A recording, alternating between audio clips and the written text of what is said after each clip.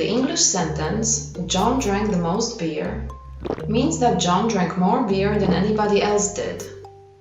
The Polish sentence, "John wypił najwięcej piwa," can mean the same, but it can also mean that John drank more beer than any other drink that he drank. My name is Barbara Tomaszewicz, and in my dissertation, I investigated the cross-linguistic differences in the meanings of sentences with superlative expressions such as "the most beer."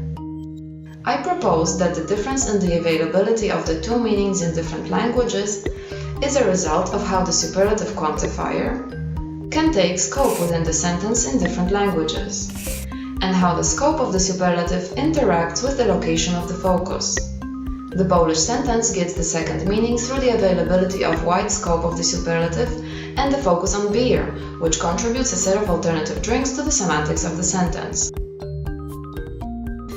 In my XPrag.de project, I use self-paced reading and EEG experiments to find out how the focal structure of a sentence affects the processing of coherence in discourse. I obtained evidence that during real-time processing, most, like other quantificational operators, creates an expectation for focus somewhere in the sentence. In a self-paced reading experiment, participants read sentences chunk by chunk, advancing at their own pace.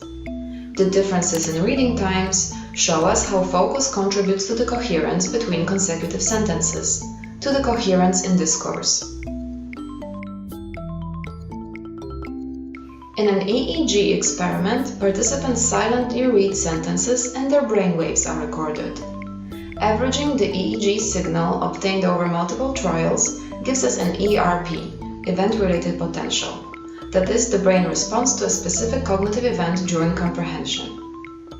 ERPs can track the differences in the processing of coherence, which are not only faster, but also much more subtle than the differences that native speakers can consciously perceive. ERPs can also reveal the source of the processing cost, when the focus structure disrupts coherence.